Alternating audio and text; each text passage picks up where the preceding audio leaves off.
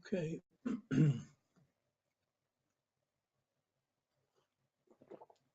Hi. Okay. Today we're dealing with Pluto, and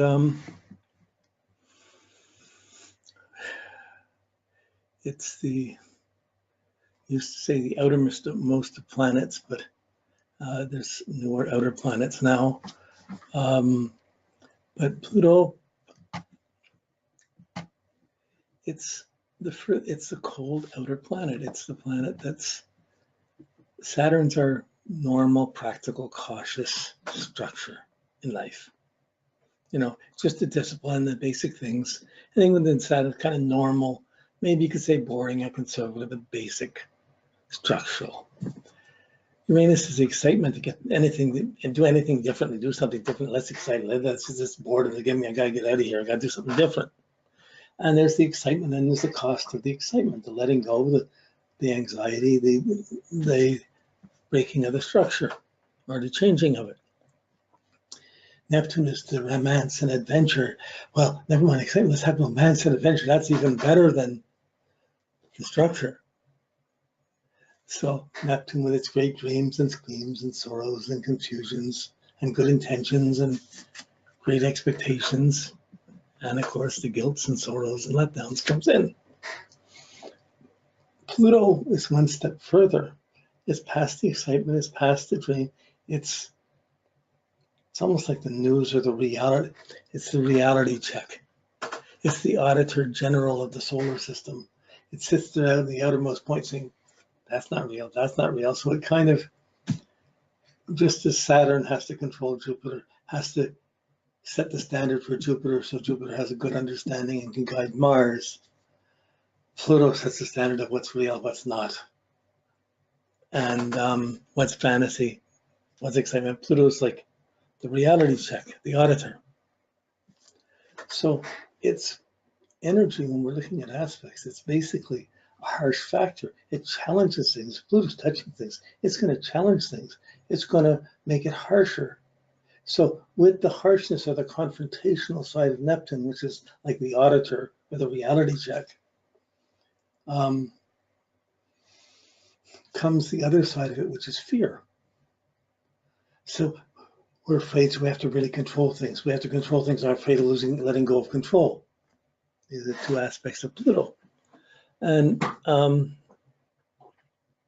just to mention again that Pluto was never, he wasn't the devil. He was in charge of the underground, of the underworld. And he was not an unjust character. He was, in mythology, he was just ferociously just. So when he had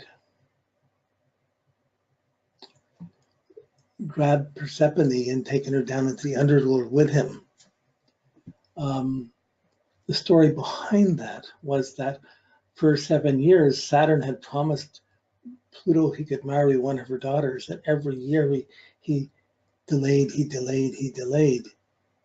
and he didn't get follow up to his promise. So Pluto took one of his daughters, and that was the justice of Pluto. So Pluto is harshly just. It's reality. It's like tough love. It's not, don't give me a break or make it easier. It's just, what's the truth?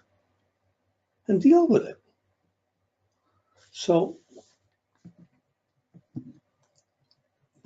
in a way we could think of it as tough love, but really it's what's true. If you're true and you're living right, Pluto can't touch you if you're being true. If you're being afraid and you let the fear make your decisions, whoa, that creates a huge storm. Pluto's way out there. We're supposed to be centered in our heart, in our love, and our playfulness, and everything. So when we're empowering Pluto, or fears, or power struggles, or confrontations, more than our sense of love and radiance, we're way off center.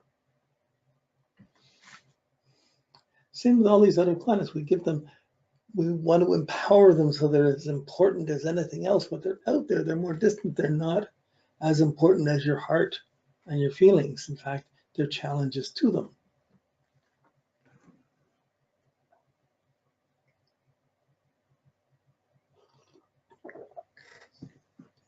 So Pluto is the absolute truth. So this is the powerful truth, and the confrontations about what's true or what's not, what's real or what's not.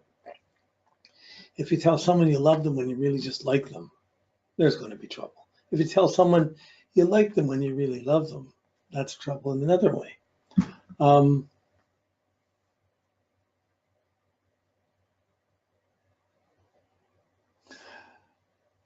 When it's light and clear, it's straight confrontation, deal with it.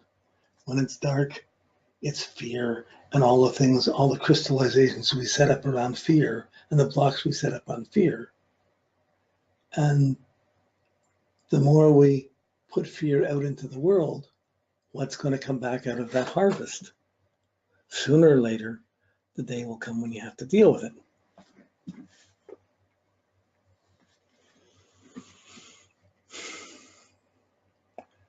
So I think generally I think of the words confrontation, reality check, fear, and the audit, doing an audit of your life. You're getting away with things, you're doing things the long way, then you have to do the audit. Whoa. By the time the auditor's at your doorstep, it's too late to throw things out the back door. You have to deal with it. By the time you get in trouble, Saturn, and you have to talk to your father about the trouble you got into, it's too late to try and fake it or hide it. You got to face up to it. You got to deal with it. That's Pluto. Deal with it. But how to deal with it is interesting because Pluto is so severe and serious and cold.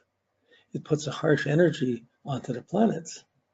And I guess you could call Pluto, maybe every planet is, but Pluto really is the planet of lost innocence,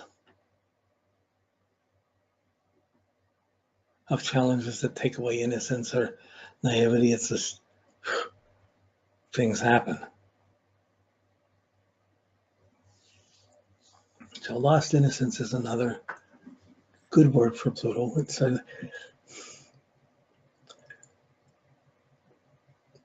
so as it starts to, almost no planet affects Pluto. All these other planets, we're trying to be defensive Saturn about it and make room to live our life in spite of it. We're having to counter it. We're having to build up things. We're having to do things in spite of Pluto. But as Pluto comes in and makes aspects, it begins to affect and put harshness on the planets it touches that tend to make that personal planet, that inner planet, not so functional or more afraid or not as spontaneously or a lot. It makes it less paying attention to the sun and more paying attention to the fears out there, or the power struggles out there, or reality out there. So this having to deal with things you're afraid of, having to face fears, having to go out and do things. But Pluto, it's coming in, it comes in and it takes some innocence away. It puts some harshness in, some tough love, some reality check, some confrontational energy, or even fearful energy from itself and puts it into the personal planets. And when it does, that begins to direct the personal planets. And when it becomes like, when there's a major aspect, it becomes a major effect. And it's not like you see a plus from these, it's like something's missing, something's controlled, something's not there. So the inner planets by themselves, they have, each one has its own kind of spontaneity or easiness or goodness or whatever. Pluto takes away that spontaneity and challenges, so it's hard to smile or whistle or just play. In a way, these challenges from Pluto, they represent a basic battle. Maybe all the other planets do. Maybe every planet does, but it's a battle between what's real, what's not. Is there God or isn't there? Is life just the 80 years you got, or and then you die, that's it? Or is there a spiritual undertone? Is there something deeper within it? Do you have to control and fight for everything you get? Or is there something that comes by grace, or is there a higher spirit that takes care of us? So, I mean, in our world right now, science and atheism is the religion that's winning many battles and making all the other religions and all the other beliefs look bad.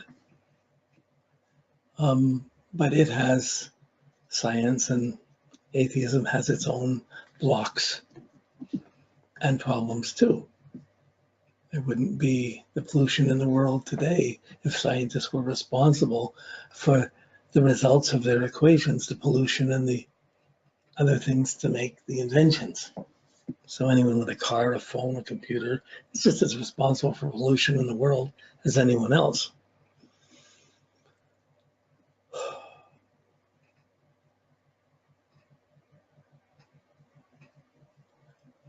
Okay.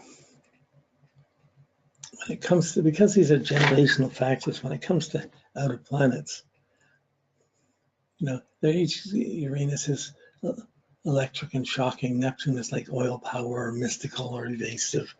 And Pluto is nuclear power. And each one has its own power and vulnerabilities and its own polluted repercussions, which Saturn ends up cleaning.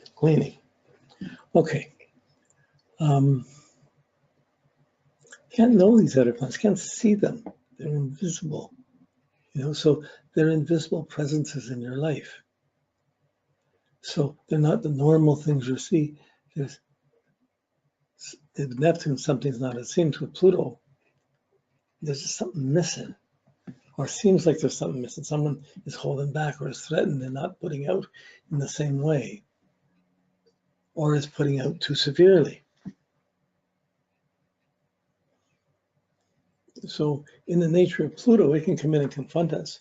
We can interpret that confrontation in all different aspects of our life, over little things, over personal things that are hardly valid to be paranoid about. So just because you're paranoid doesn't mean someone's not following you. Okay, this is like Pluto. These are like Pluto things. So when Pluto starts hitting each planet, it's going to take away some innocence. It's going to challenge it. It's going to make it harsher. It's going to make it less believing, less enchanting. And this is real. This is serious. It's going to look like that. But if someone's going to kiss you and you're saying, this is real, it's going to kill the kiss. You know, it's not like, it has its disassociations.